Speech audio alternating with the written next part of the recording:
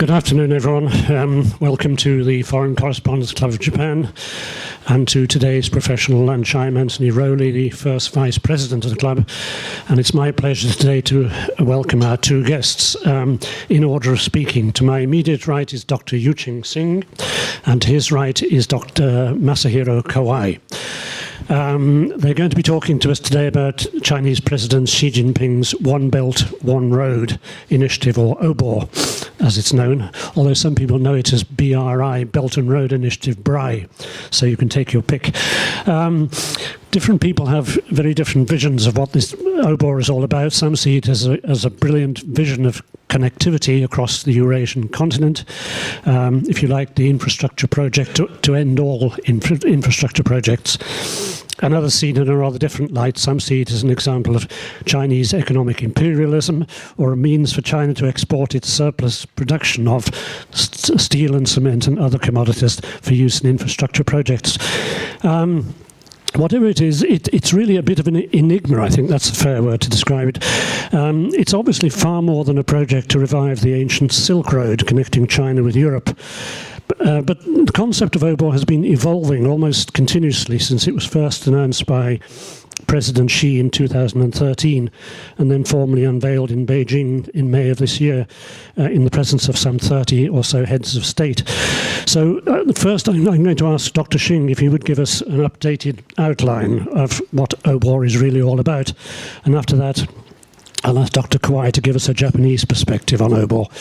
A brief introduction. Yuqing Xing is Professor of Economics and Director of Asian Economic Policy at the National Graduate Institute for Policy Studies, GRIPS, in Tokyo. He was formerly a Professor and Director of International Development Program at the International University of Japan and a visiting Senior Research Fellow at the East Asian Institute of the National University of Singapore. He obtained his PhD in economics from the University of Illinois in the US and a BA and MA from Peking University in China. His research has focused on trade, investment and foreign exchange issues, and he's published numerous research papers in international journals. Dr. Kawai is Professor at the Graduate School of Public Policy at the University of Tokyo and Representative Director and Director General of the Economic Research Institute for Northeast Asia, known as ERINA. And his qualifications go on. If I can just turn over the page and find them, I'll bring you up to date. Dr. Kawai was formerly the Deputy Finance Minister of Finance for International Affairs at Japan's Ministry of Finance, President of the Policy Research Institute of Japan's Finance Ministry. He was also Special Advisor to the Asian Development Bank, President, at that time Mr. Kuroda. Dr. Kawai was in charge of Regional Economic Cooperation and Integration, and Dean and CEO of the Asian Development Bank Institute, ADBI, here in Tokyo. In addition, Dr. Kawai is also a counsellor at the Bank of Japan, a Senior Fellow at the Policy Research Institute of Japan's Ministry of Finance, and Vice President of the Council on East Asian Community. Well, with that, I'll hand over the floor to Dr. Xing. First, let me remind you, please, if you have a cell phone, to switch it off or put it on manner mode as a courtesy to our speakers. So please join me in welcoming today's speakers.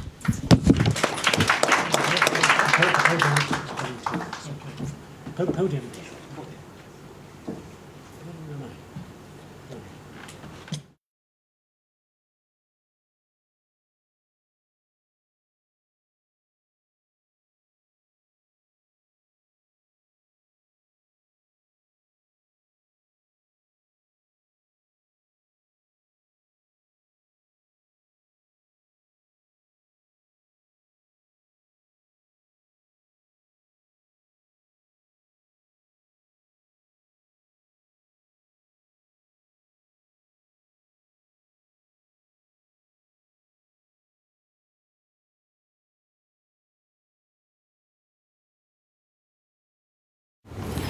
Okay, thank you, Anthony, for your very nice introduction.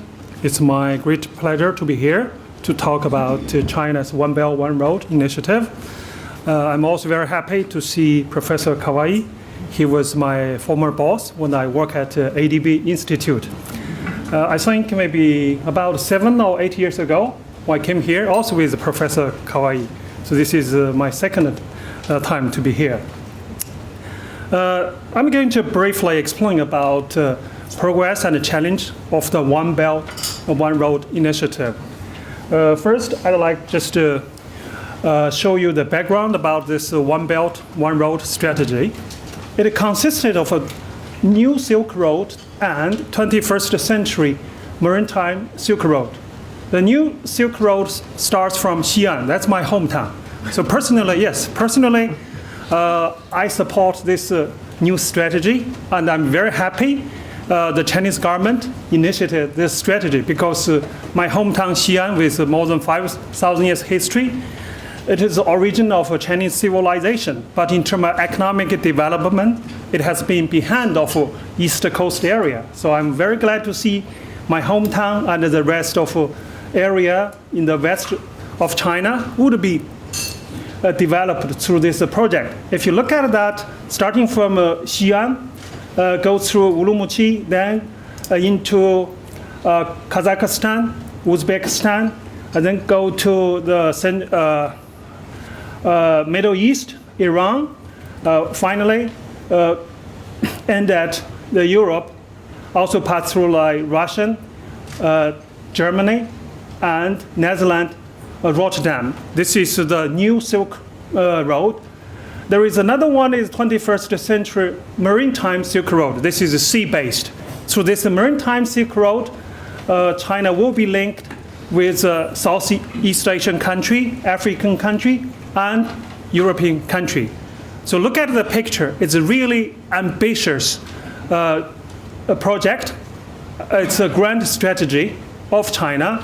I think the Chinese government tried to use this strategy to proactively outreach the rest of the world and try to integrate Chinese economy with the economies of the country along the One Belt, One Road country, and develop friendly and trust relationships with all those countries.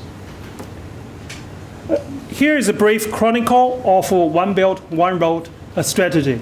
In 2013, when President Xi visited Kazakhstan and Indonesia, he proposed the strategy to both countries. And the strategy was well received by both countries. As you know, President Xi was elected as a Chinese president in 2013. So this can be considered as a new initiative of the new leadership. So if the project would be successful, I think that will be very important achievement of the new leadership. So that's why President Xi, have emphasized this project in his, economic development strategy. In 2015, official document, Vision and Action, was released by three ministries. That is National Development and Reforms Committee, and the Ministry of Foreign Affairs, and the Ministry of Commerce. So with the release of this document, the One Belt, One Road strategy became a national strategy. This year, One Belt, One Road forum was held in Beijing. It was very successful. There were delegates from more than 130 countries join this forum, and President Xi committed substantial new financial support to the One Belt, One Road initiative.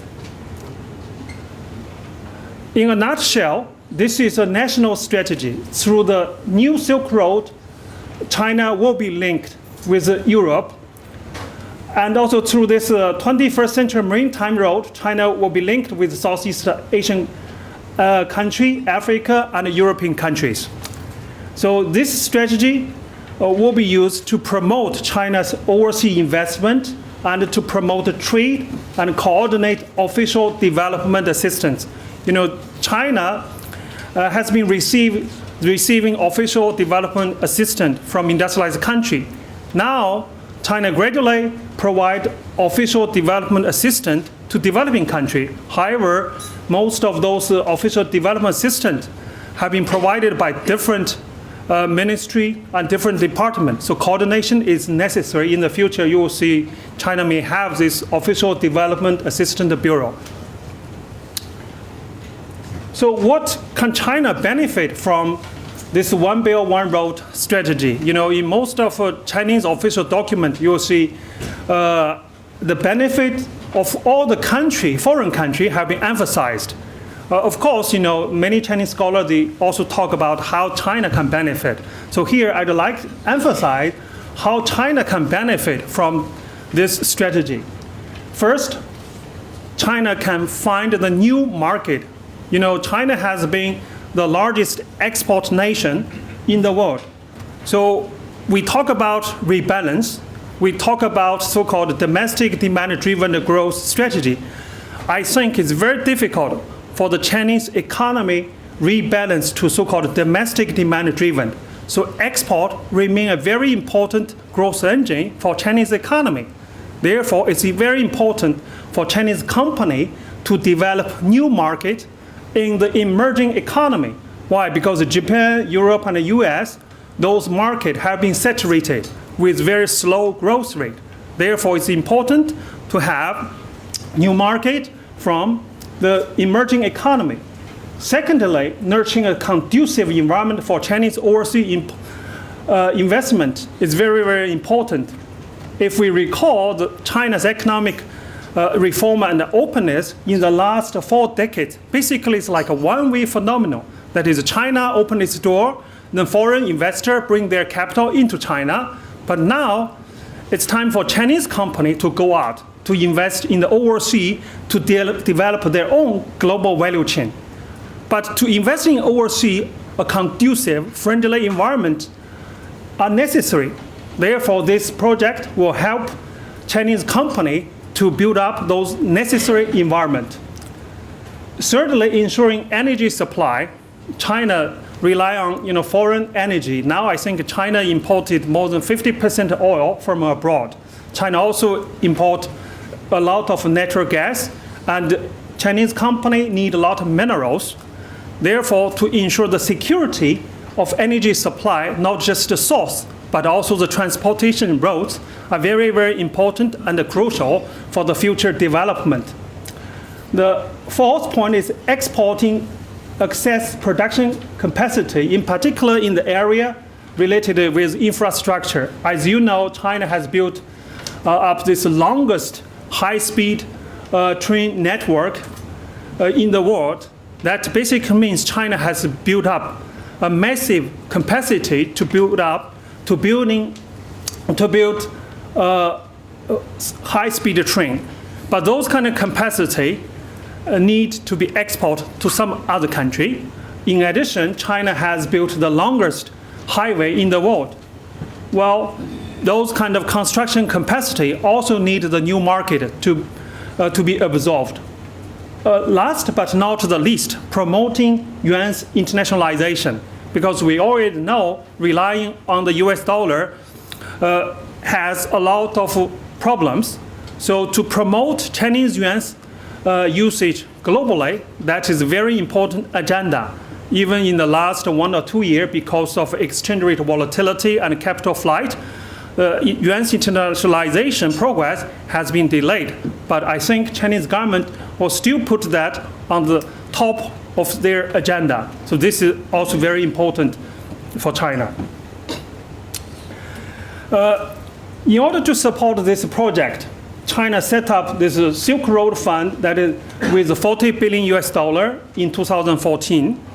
In addition to that, a new development bank led by Chinese government, Asian Infrastructure Investment Bank, was set up in January 2016. As you know, before AIIB was founded, all the World Development Bank, like World Bank and the Regional Development Bank, basically under the leadership of the US. So this is the first multinational development bank under the leadership of China. So that basically means China will also have substantial, a governor's power in the international organization. Now China has about more than 26% voting power. So some people said this is a bank led by China and for China. Well, at least China has de facto voting power, because according to AIIB rule, any important decision require more than 75% voting power. In addition to that, there is a newly committed financial support after this first One Belt, One Road forum. President Xi committed the following, fresh financial support. That is 100 billion renminbi investment to the Silk Road Fund, and the National Development Bank will invest 250 billion for this One Belt, One Road strategy. Export-Import Bank will invest 130 billion renminbi. I'd like to pay attention to the point that is all the newly committed fund will be denominated by Chinese yuan or will be in the form of Chinese yuan. This is a very important difference. In the first stage, all the new investment in terms of US dollar. But now, all the investment are in terms of Chinese yuan. So this is a very important step that China tried to promote its yuan's internationalization. This is number one. Number two, as you know, in the last 1.5 years, China faces severe net capital outflow. China lost about 1.6 trillion US dollar. So if Chinese government continue to commit the financial support in terms of US dollar, that may cause instability to exchange rate, may encourage further capital outflow. Because now the Chinese government impose various measures to control capital outflow, therefore use renminbi will avoid all those kind of problems. In addition to that, there are a few China-led regional development funds. China-Russia Regional Development Fund, this is newly established after this One Belt, One Road forum with 100 billion renminbi. There's also renminbi. And there are other like China Eurasia Economic Cooperation Fund, 5 billion. China Africa Industrial Cooperation Fund, 10 billion. And China ASEAN Investment Cooperation Fund, 10 billion US dollar. There are many projects which have been started and committed. So in Philippines, so far, this One Belt, One Road projects have about 12.4 billion investment. For example, like a cabling manufacturing facility that is 3 billion US dollar, and a railway project is 2.5 billion US dollar. In Indonesia, Chinese government has invested and committed 26.2 billion US dollar with the largest project in Jakarta to Bandung Railway, that is a 5.1 billion, hydropower plant that is 17 billion. In Malaysia, total invested and committed by the Chinese government amounted to 42.7 billion, with East Coast Rail Line that is about 18 billion, and Malacca Gateway project that is close to 11 billion. Here's just a few examples. So in all those projects, basically Chinese company, most of them are state-owned company, are involved.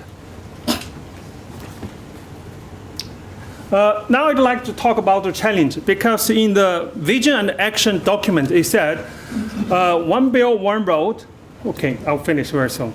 One Belt, One Road will be market-based. Then we'll let the market force to decide the direction and the project. Well, then that raises a problem that is, because it's market-based, so all the investment should give substantial returns, right? But whether all those investment could deliver expected return or not, that is question. Secondly, it's good to have more and more countries. The vision and action said, One Belt, One Road strategy is open to all the countries. So it's a so-called openness. Well, we know that United Nations has most of members, but UN is the place which has the difficulty to reach the consensus. When you have more and more nations, it's very difficult to reach consensus. That is, all the countries can take the same action. So that is one of the challenges. Chinese government have tried to encourage Chinese companies, not just the state-owned, but also private company, to invest in those countries that along the One Belt, One Road. However, most of Chinese companies do not have experience to invest overseas. Recently, in a conference, one of the largest Chinese state-owned company CEO said, "We don't have experience to invest overseas. We don't know the regulation and the rules in those countries. We don't know political system in this country. We don't know their business culture. Therefore, we expect banks not just to provide us loan, but also give us, like a suggestion, recommendation about all those kind of, issues." I said, you had to pay the money to hire consultants. I don't think a bank can help you. Another thing is the political risk. As we know, like most of country along this One Belt and One Road have a problem with their institution.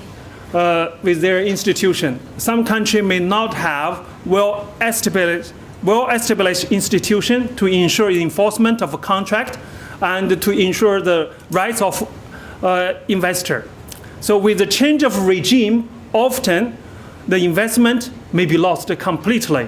And some country, they may encounter, economic difficulty or crisis. For example, Chinese company lost tons of money in Venezuela and also lost a lot of money in Libya. So far, according to statistics, actually, Chinese company lost more money in the overseas than they earned from their investment in the overseas. Another thing is nationalism. Because, like in the Chinese document, it said like this will be mutual benefit, and all the country along this One Belt, One Road will benefit from the infrastructure construction, from the economic corridor built along, One Belt, One Road. Well, that's for sure, because if Chinese government invests money, which built the bridge and highway and the power plant, definitely local people will benefit.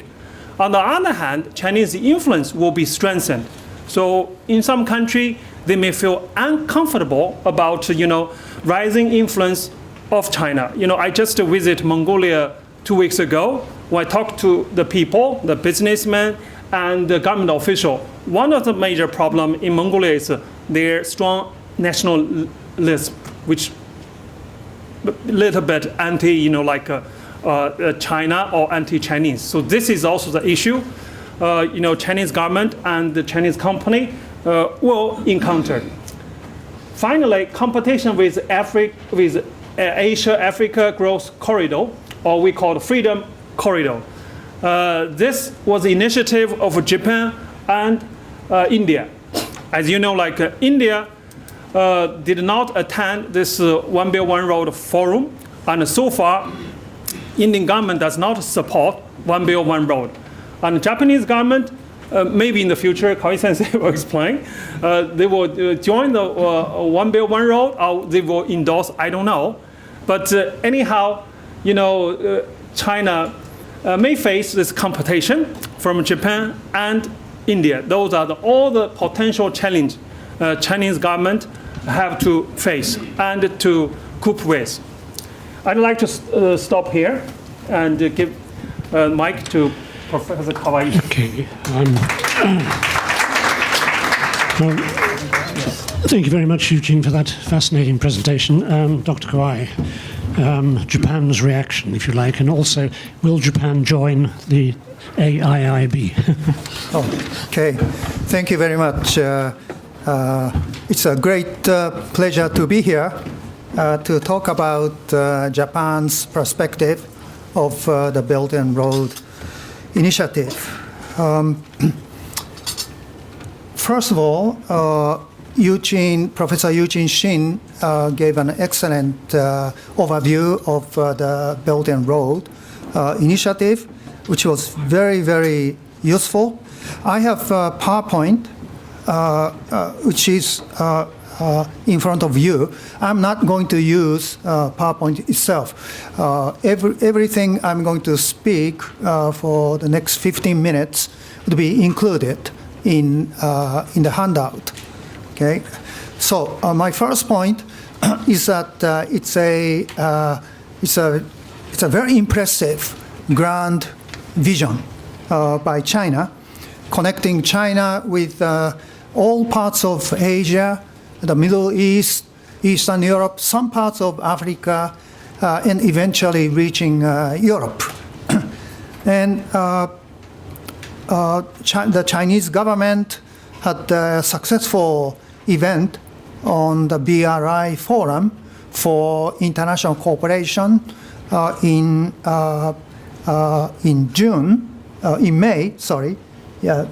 May, and 29 countries heads attended, and heads of many international organizations also attended.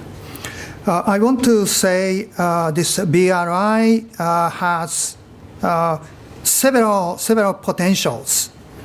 The first potential is to further open up China to the rest of the world through trade, investment, and finance.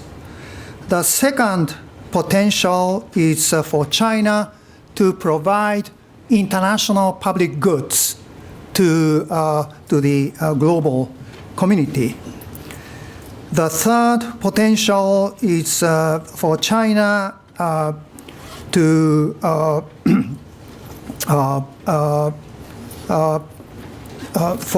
for China to use the BRI, the Belt and Road Initiative, for expanding its so-called sphere of influence, which may be a concern for the United States, for Japan, maybe for China. Domestically, it has potential for China to achieve more balanced national economic development. And finally, the BRI has a potential for China to really realize the importance of rule of law domestically by becoming an investor in the BRI countries, which is related to Professor Xing's very last point. So I want to talk about these. So from international, so the BRI has two dimensions. One is the international dimension. The second is the domestic dimension. From the international perspective, this BRI is designed to connect China with the BRI countries. So there are 64 countries identified. The list is provided in my handout, to connect China with all of those countries and to connect among those countries through trade, investment, and finance. So that would be quite useful from the point of view of opening up of China. The second potential is for China to provide international public goods. As long as infrastructure constructed is open to anyone, to any country, to any firm, then that would be a very useful exercise. And connecting China and other Asian countries with Europe at lower costs would be quite beneficial for everybody. And China is now committed to using its economic and financial power for the construction of infrastructure, cross-border infrastructure, which is a welcome thing. The third potential, which is not so positive, is the potential for China to expand its geopolitical, perhaps political, and potential military sphere of influence. Now, you may know this BRI was proposed as a sort of countermeasure to the U.S. Pivot to Asia, or the TPP, the Trans-Pacific Partnership, under the Obama administration. And also the BRI, in particular, the Maritime Silk Road, the part of it may be designed to contain China by constructing the so-called necklace of pearl, along the Indian continent. And some of the projects, in particular China-Pakistan Economic Corridor project, does involve the Kashmir area, which is a disputed area between China and India. And there are projects there. So China is not happy, as Yuqing Xing said. India has not endorsed the BRI. And another concern is that the borrowing countries, some borrowing countries had to allow China to take over some property for 99 years. Like that was Hong Kong, right? Hong Kong, in the case of UK-China relationship. So that may involve de facto economic colonization of some countries. That's why making sure that projects are economically and financially viable would be very important. If the project is not financially viable and the borrowing country cannot repay, then China may take over some property for a long period of time. So there are both positive and negative potentials. The other negative potential is the financial and economic risk as a result of China's investment in those BRI countries. When you take a look at 64 BRI countries, their total population is much bigger than China's total population, and their GDP is smaller. So their per capita GDP is much lower than China's on the average. So the BRI countries are poorer, and their business climates are not necessarily good. Okay. On the national dimension, there is a potential for China to achieve more balanced national development. It's like old Western region development program of China. Various regions in China are relatively underdeveloped, and many regions of China are using the Belt and Road Initiative for the purpose of developing their own regions, developing their industrial and economic clusters, and then connect those clusters with other regions within China and with the rest of the world. So this may be a good approach, but on the other hand, China is now trying to shift away from investment to consumption. This may continue to encourage regional governments to invest in infrastructure projects and industrial development in various parts of China.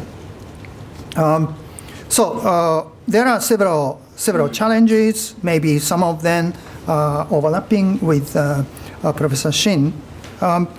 Reducing concerns that the BRI is intended for the purpose of is intended to expand the sphere of influence of China is a major challenge. I think in particular vis-a-vis India, and also vis-a-vis Japan, and for that matter, the United States. I would say that would be the most important challenge. The second challenge is to manage economic and financial risks and country risks in the BRI area, strengthening analytical capability of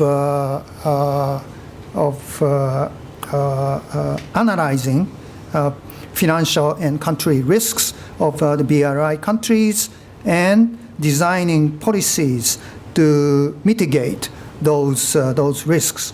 So for that matter, strengthening various regulatory and legal cooperation with the BRI countries would be extremely important.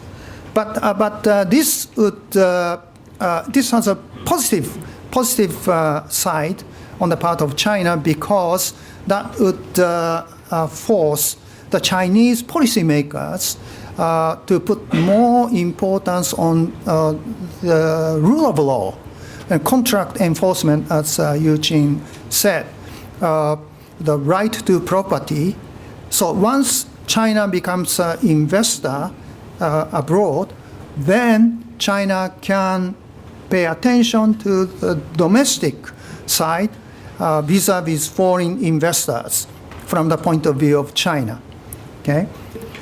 And another challenge is to introduce a good framework for assessing or evaluating the performance of major Belt and Road Initiative projects. China has announced 6 major land economic corridor projects. One of them is the China-Pakistan economic corridor, but there is no sort of results framework, no framework to assess the performance of those projects. So perhaps from that perspective, global institutions or international institutions like the World Bank could help China in setting up results framework so that everyone can objectively assess the performance. Okay? And currently, another challenge is that currently the Belt and Road Initiative is a collection of bilateral, from international perspective, bilateral negotiations. China and country A, China and country B, China and country C, and so forth. It's not quite multilateralized yet.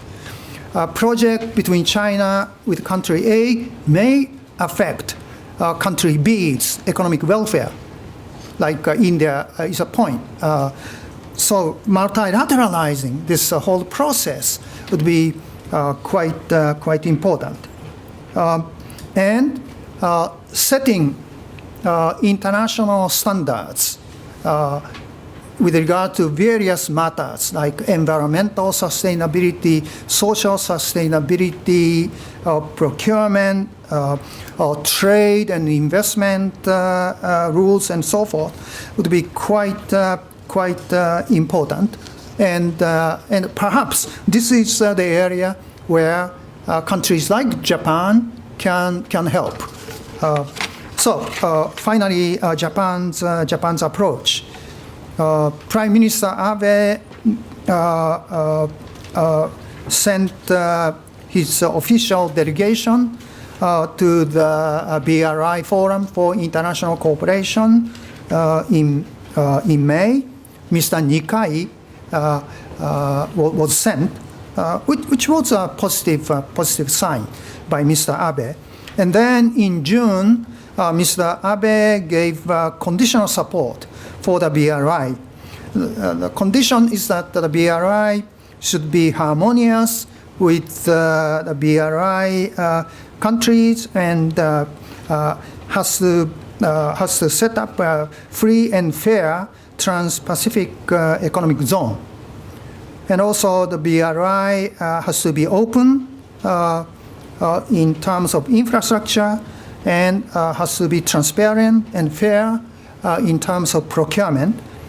And also the BRI project should be economically and financially viable. So Mr. Abe said many important things.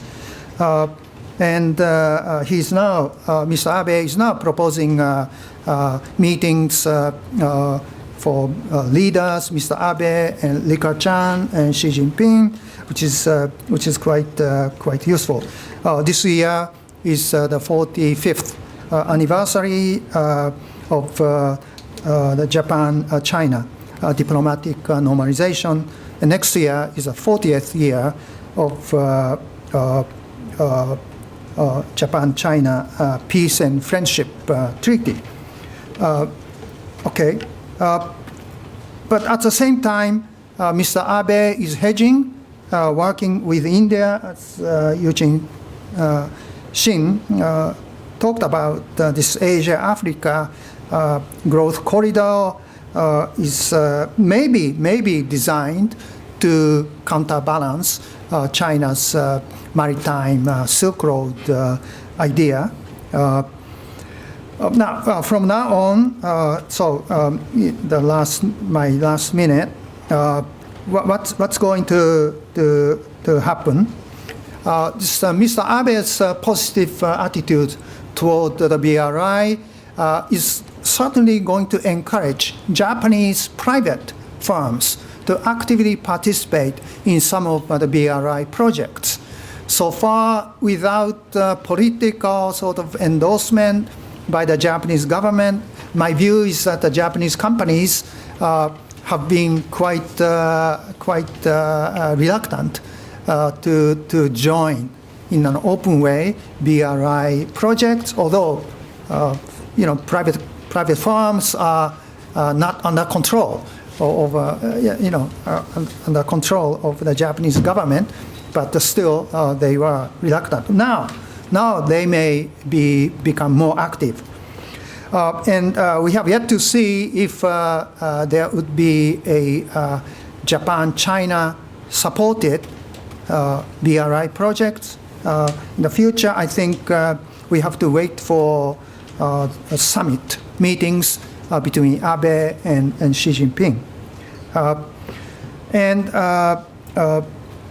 It's Japan going to join AIIB? AIIB, in my view, has been quite successful. AIIB has approved altogether 28 projects for 11 countries with the total amount of $3 billion. And AIIB has been working with MDBs like the World Bank, ADB, the European Bank for Reconstruction and Development. And AIIB has adopted reasonable environmental and social safeguards. And AIIB obtained the highest credit rating from the three major rating agencies, S&P's, Moody's, and Fitch, which was a surprise to me, but China got it. Whether Japan is going to join AIIB, it depends on whether Mr. Abe, once he's successful in the coming election, Mr. Abe and Mr. Xi Jinping can establish a good relationship between the two. They have never said, they have never sat for 1 hour or 2 hours discussing the future of Asia and the future of Japan-China relationship. So the two leaders have to do it, and once a sense of mutual trust is built, I think there's a possibility that Japan may join AIIB. But mutual trust between the two countries and between the two peoples would have to be restored for that purpose. Thank you very much.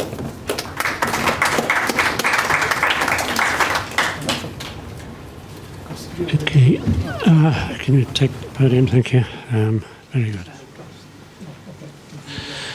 Okay, well, thank you both very much. I personally found that fascinating. I'm sure most of the audience did too.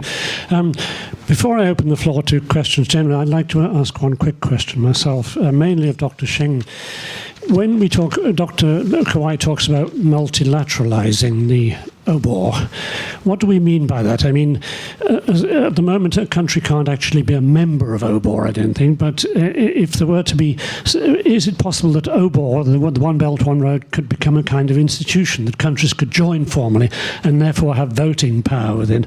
And also, very quickly, I don't really know exactly to what extent the AIIB has influence within OBOR. Perhaps you could say something very quickly about that. Thank you. Kawai Sensei mentioned that it's very important for this One Belt, One Road turn to multilateral negotiation. So far, it's most of the negotiation mainly bilateral. I think if the multilateral negotiation could be possible, it's necessary to have an institution. But so far, I don't see this kind of institution. But even China has various like multilateral dialogue platform. But so far, I think that kind of institution is missing. However, China successfully held the first this One Belt, One Road forum. Eventually, that may be developed into an institutional framework. Is one. Another possibility is AIIB may play a key role. Like at the beginning, I think Chinese government basically want AIIB to be a major financial institution to support. As you know, like many development banks, they also function as a platform to organize multilateral negotiation among their members. Second question is like you mentioned about the role of AIIB. As I mentioned, I think Kawai Sensei also mentioned that AIIB so far has successfully funded 28 projects and has made significant progress. I think Chinese government will continue rely on the AIIB to support to its all the projects. Can I just Sure, yeah. Absolutely. On multilateralization, like at the ADB, we had an experience. Maybe not. I shouldn't talk about ADB. Okay, please forget. When there is a project proposed in the area which is politically sensitive, which could involve disputes in the border of two countries, the other country may say, no, please don't do this, and a proposal may be withdrawn, okay? So that sort of mechanism is not there in the case of the Belt and Road. So India, if that sort of mechanism had been there, India could have said, okay, we don't like this corridor. Please change it. Okay, so it will be very important for countries concerned to raise voice. Okay. Second, AIIB.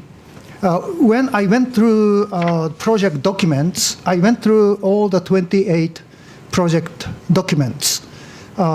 There is no word Belt and Road or One Belt, One Road. So AIIB is trying to minimize the importance of projects within the Belt and Road initiative. So I think that was one of the reasons why the rating agencies wanted to give the highest credit rating. Okay. Right, questions then from the working... Linda first. Sorry. Yes, please. Sorry. Then Greg.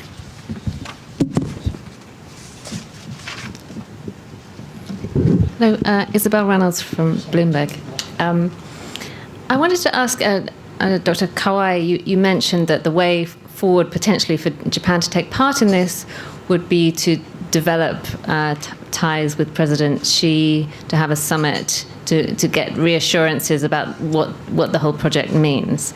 Now, Prime Minister Abe has been in office for 5 years almost. This hasn't happened yet, although he says he's been making efforts. How likely do you think it is that that can happen? And also, if I could get a response from the professor as well on that.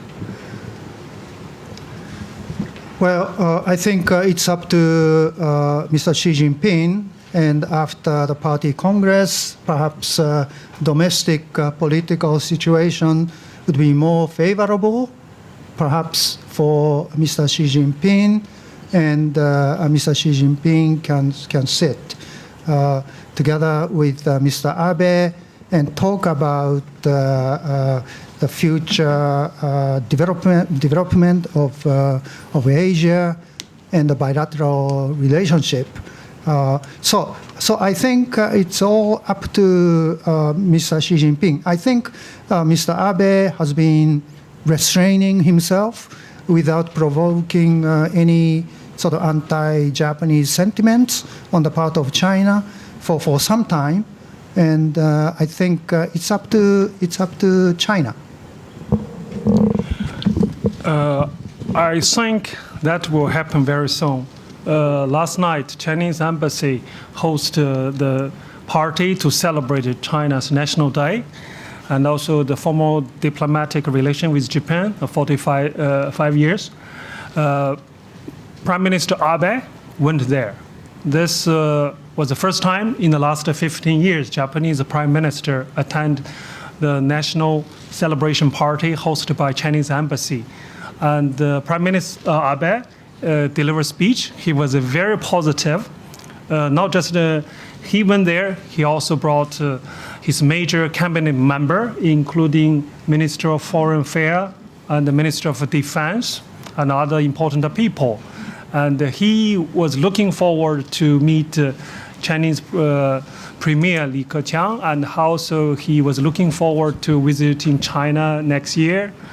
From my personal understanding, I think Chinese government also try to improve the bilateral relations.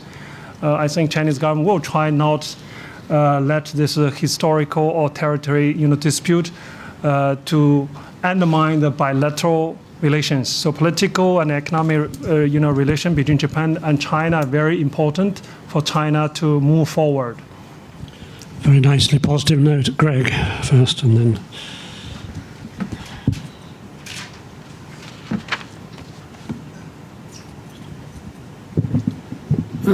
Clark, freelance. This is a question to Professor Ying. I don't suppose you can put your map back up, can you? Okay, sure. It's a question about geography. All right. Okay. If you want to go to Moscow from Xi'an, Yeah. the obvious way is to go direct through Kazakhstan in a northwesterly direction. But instead you go all the way around and you try to go through Ukraine, which is not very friendly with Moscow. That seems a little bit strange. And in that context, what will be the outlet for the industrial complex of Chongqing and Chengdu? Will they go up to Xi'an, or are they supposed to go west or south? Chengdu and Chongqing are big industrial areas. Right. Do they connect to Europe? Which way? Do they go north or do they go south or west? Okay. As far as I know, I think there's no need for the freight from Chongqing to go to Xi'an, then go to Europe. No, there is a railway, I think, linked from Chongqing to Urumqi, then go to Europe. Yeah. They go north. Yeah. Actually, To clarify that, this is a road, a highway, presumably. How does the proposed rail link run parallel? Presumably not. I mean, what is the rail link in this map? When you show the road there, called the Silk Road, that is all highway, is it, or is it also the rail system? I'm not clear. I think both rail and the highway will be constructed. Those are just like a major city and a country that is a new Silk Road should go through. I think both highway and railway will be built up. It depends the necessity. For example, Kazakhstan proposed to build a high-speed train, but whether that is viable or not, because the population for Kazakhstan is 50 million. So whether it's financially viable to build a high-speed train or not, that's subject to the discussion. It does not mean there is only one railway or one highway to connect all those major cities or countries. There are like a few, 1 to parallel. Yeah. Okay, thank you. You raised your hand first.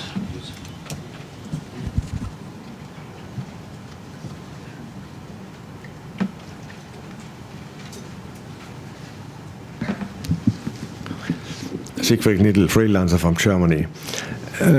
I think in the symposium, in the OBOR symposium in May, the EU delegation was not a very high level delegation, and I think the EU have some distrust in the OBOR initiative. They think it is not a kind of the competition on the projects between companies and who to build roads and railway.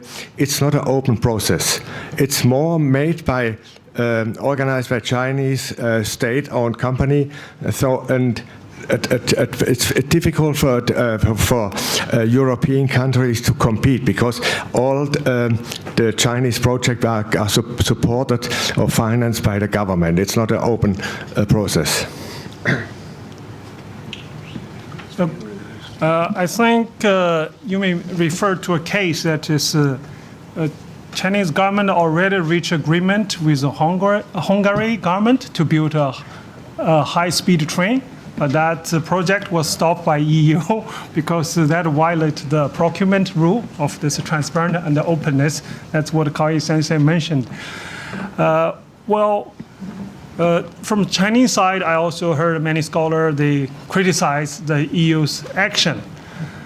I think if we recall those official development systems of industrialized countries like US, Japan, at the early stage, most of those official development systems were linked or with their own country's company, right? So China actually, of course, is doing this. So that's why if you look at all the projects financed by Chinese government, so all the Chinese companies are involved in each project, because fairly speaking, like if Chinese government invests huge amount of money and the Chinese government will bear the risk, so let Chinese company to have more share or to dominate projects, that should be natural. Yeah, I think, why? Because it's Chinese money. So I think that's kind of reasonable, behavior. Can I just jump in? Well, in the case of Japan, Japanese yen loan provided by the JICA to developing countries, there are several projects which use Chinese firms for the construction of infrastructure. Although some politicians complain that Japanese firms should be used, but Japan follows the OECD development assistance rule. So procurement is open. So the question is whether China also wants to do this. China is not a small provider of money. China is a large provider, and China wants to lead the global community. So I think open and transparent system for procurement is very, very important. Thank you.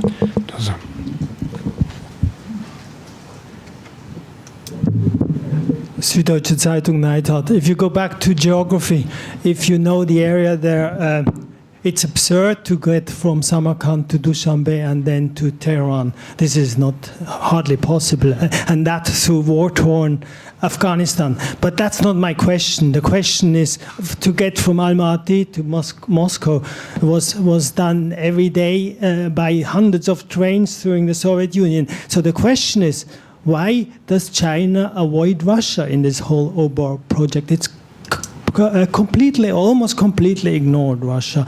And if I may add a little question, the term Silk Road is a German invention from the 19th century.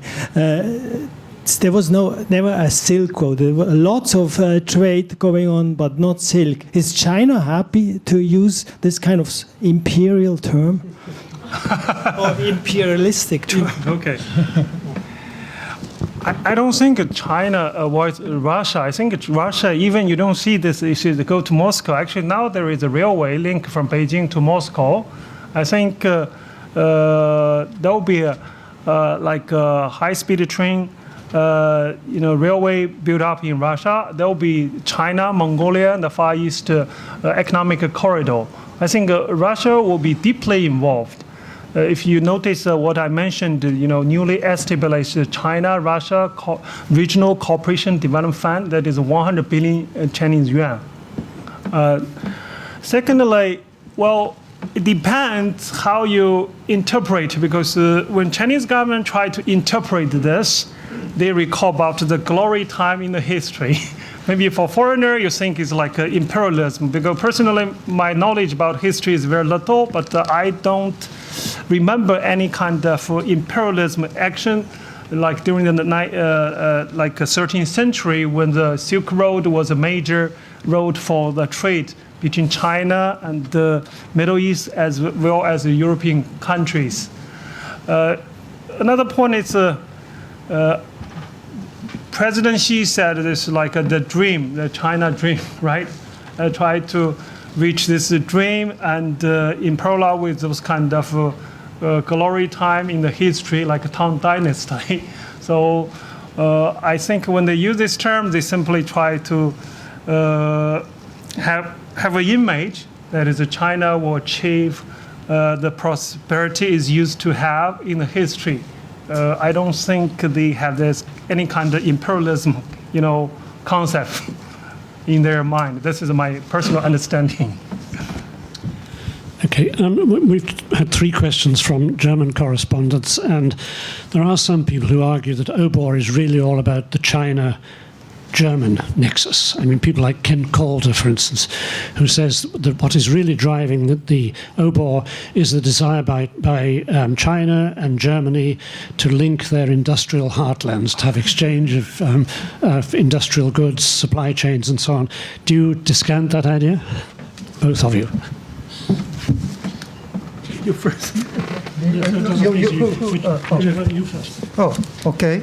Well, when I speak with many German economists, they are very much concerned about China's investment, in particular M&As, acquiring high-tech firms by China, and China's massive investment is a concern for many of them. So maybe some people may want to see a greater connectivity. On the other hand, some other group of people are very much concerned about the expanding influence of China. So I don't think it's a clear, very clear sort of relationship. I think if there is a concern, then I think we need a process of managing that concern, expressing the concern, and then make a relationship much better and productive relationship. I basically agree with Professor Kawai. I don't think this One Belt, One Road strategy or initiative was a coordination between China and Germany. If you look at the money investment, I have not heard like a German government has committed or invested any money. Number one. Number two is like because China consider European market as one important market for China's export. Therefore, the two roads should be eventually end up with European market. That's one. Another thing is, I think the Chinese government is serious concern about the security or safety of the maritime road for its energy demand. Therefore, building another land-based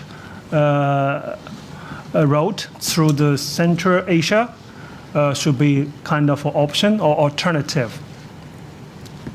Okay. If there are no more questions from the working press, we can take questions from anyone else who'd like to ask a question. Is there anyone who would like to raise a question?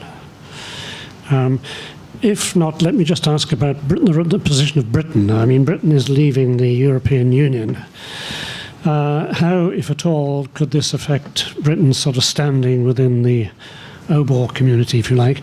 I mean, there's been a view that initially that Britain and Hong Kong, London and Hong Kong, would play a very large role in helping to finance the Silk Road ventures, the OBOR ventures, and also the AIIB. In fact, Britain was the first European country to join the AIIB. So is all of this going to be affected by Britain's decision to leave the EU? Whichever.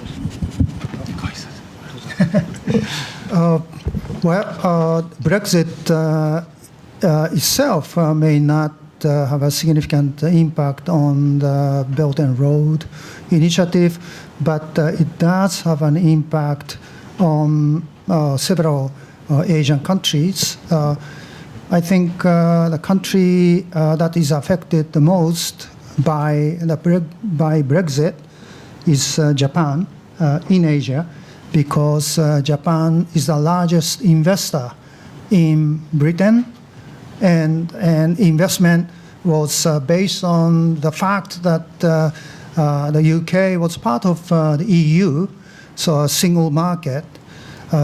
So Brexit can change this reality. So maybe some trade may be affected, but Japanese investment decision in the UK would be quite affected. I don't think it itself would have a great impact on the Belt and Road. Yeah, I agree with Professor Kawai. I don't think Brexit would affect One Belt, One Road strategy.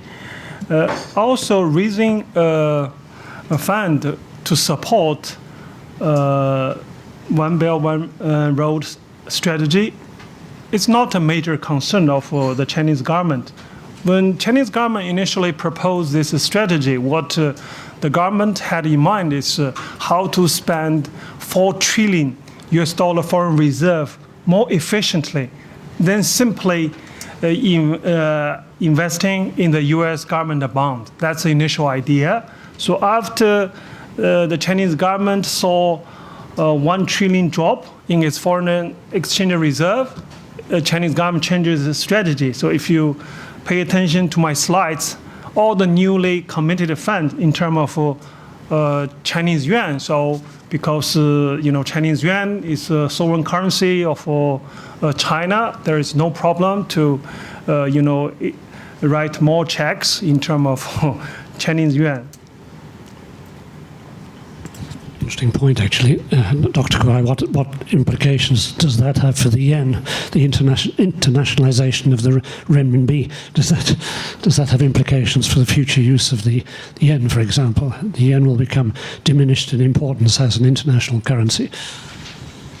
You said yuan or yen? As the yuan, renminbi becomes a more important international currency. For instance, AIB is denominating its transactions in RMB. I just wonder, I mean, for a long time, Japan wanted to internationalize or regionalize the yen, make it a much more important international currency.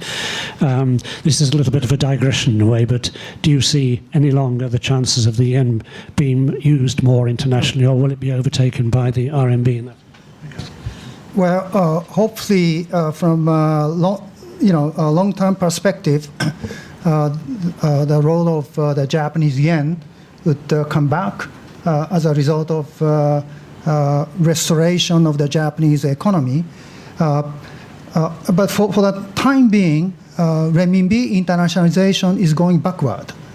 As a result of capital outflows from China in 2015 and 2016, China strengthened the capital outflow control, and foreign capital inflows into China also diminished. And no one talks about renminbi internationalization, because renminbi internationalization would require more capital account liberalization. But now capital account tightening has been taking place over the last few years. And also AIIB has not lent money in the Chinese yuan. The AIIB has been using the US dollar. Okay? So, but the Silk Road Fund and China's own policy development banks would use renminbi in the BRI countries. And also China continues to grow, and the growth rate of China is much higher than Japan's growth rate or many other countries. Over time, the role of the Chinese yuan is going to rise. There's no question. But China has to go through a significant capital account liberalization for the renminbi to become a truly international currency, which may be difficult, in my view, which is difficult over the next 10 years, 20 years, even 20 years. If the Japanese economy is restored and growth resumes, and the Japanese firms become more aggressive abroad, I think there is still a chance for the Japanese yen to come back. So in the future, still Japan and China need to work together on the currency issue in Asia. Sorry, just very quickly pick you up, Yuqing Xing. You mentioned that China had $4 trillion of reserves, which was absolutely huge. I mean, they had money to throw around. They don't have as much money to throw around now. So very broadly and briefly, how is that going to affect the OBOR project? I mean, does it mean there'll be overall significantly less funds available for this OBOR project? Well, actually, after the significant outflow of capital, Chinese government realized even 4 trillion was not enough, given the M2 is like 150% of its GDP is very huge, and foreign exchange reserve to China's M2 is below 15%.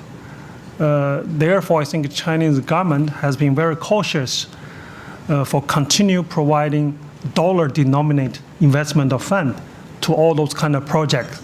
So that's is a significant change in its strategy. So that's why President Xi only committed the new financial resource in terms of Chinese yuan.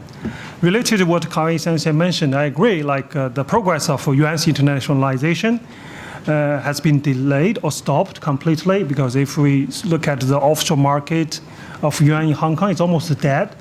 Now I think they changed the strategy just to encourage utilization among the neighboring country or along those One Belt, One Road countries.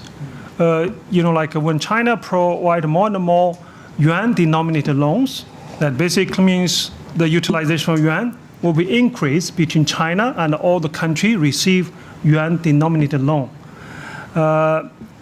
In addition to that, China will sell more and more equipment to those countries. We mentioned about procurement, right? Because the yuan is not convertible currency. So when foreign country receive yuan loan, what can they do? They can only buy, labor equipment from China.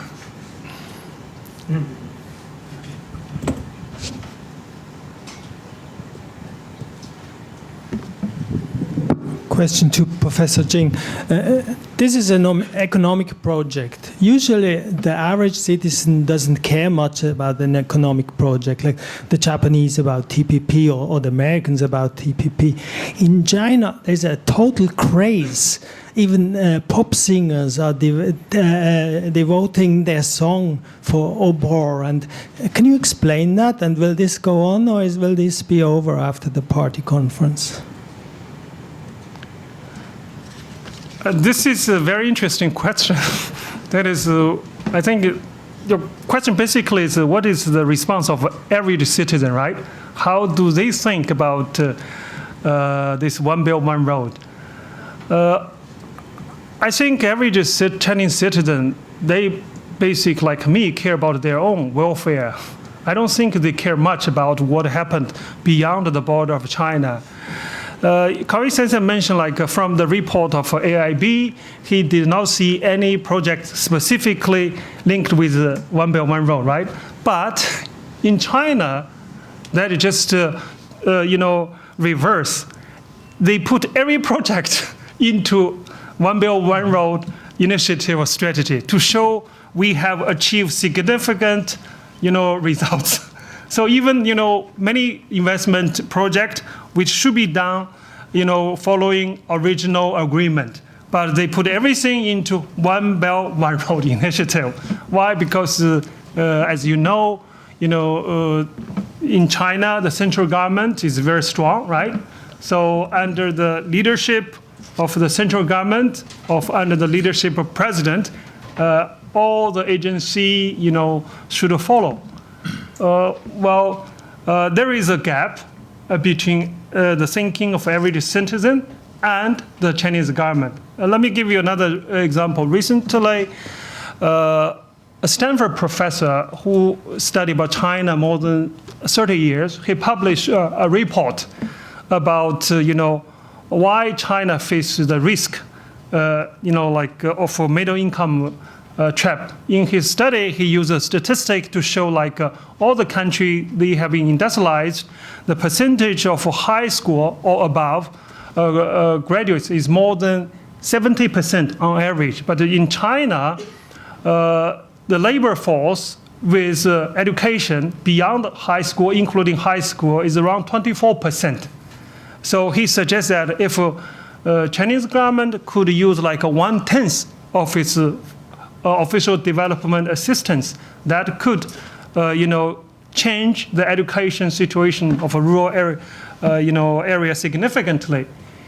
That, research has been well received by academic community and the whole society, but it has been criticized by the Chinese government. Yes, Isabel.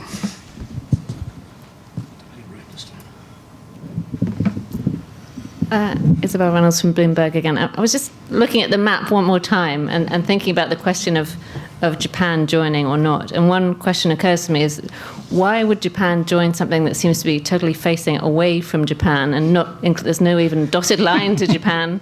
Would they have to change the map to get Japan to join? And also, is it feasible to expect Japan to join if the US does not?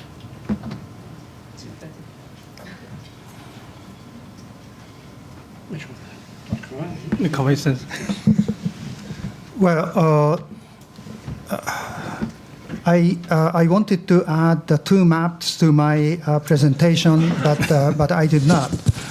If you go to the CSIS website, you can find maps based on each country's connectivity strategy, global connectivity strategy.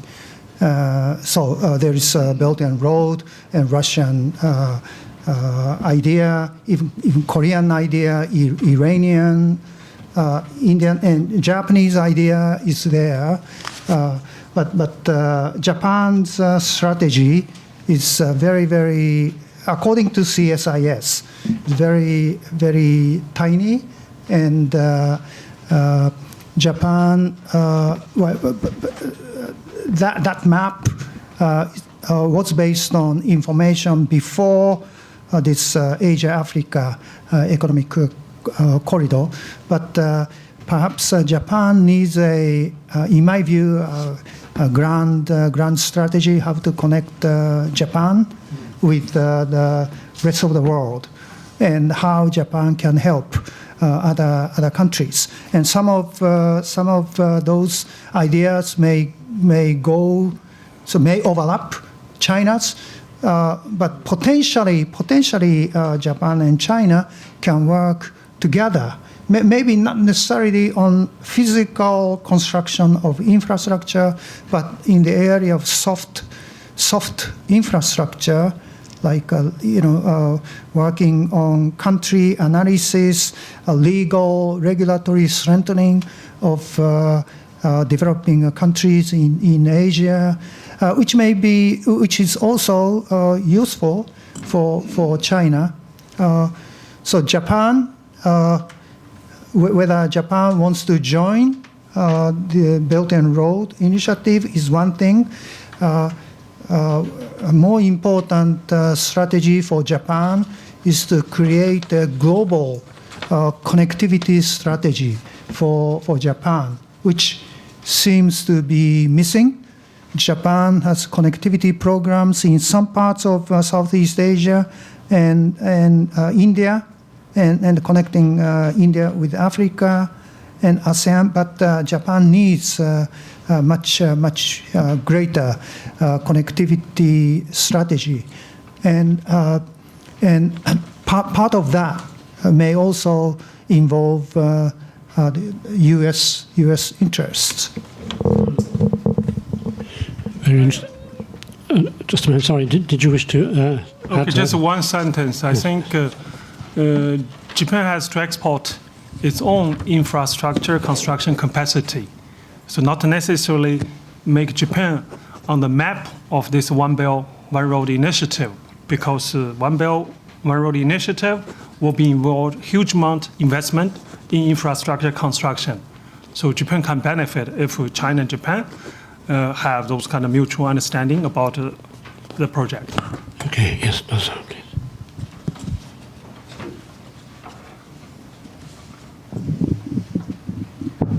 Ikubo is the name, and this may be a very naive question. Sorry, but did you say, are you an associate member yes, here? Thank you. The word investment has been used by both professors. Now, if a person or organization or government invests on something, they expect dividend. Now, what is the dividend of this Chinese overwhelming strategy? Xing, I think you first on that. Okay, actually, inside China, there are many government officials, scholars, they talk about the high return of investment in infrastructure, like 5%. I don't believe that. So one investment means returns of investment. So that's why I mentioned is one of the potential challenge. That is, those investment will eventually deliver expected return. That's one. Another dividend, like I think, is social dividends. That is, through those kind of investment, maybe in terms of money term, you got zero or negative, but there is a social influence that is strengthen the cooperation relationship, changing the people's impression about the Chinese company and about China, that also social dividends. Can just say, in the case of Japan, which in principle does not rely on military force for creating peace and security, used ODA in various developing countries, including in particular Southeast Asian countries. So Japanese investment was largely in the infrastructure sector, port, roads, electricity, and so forth.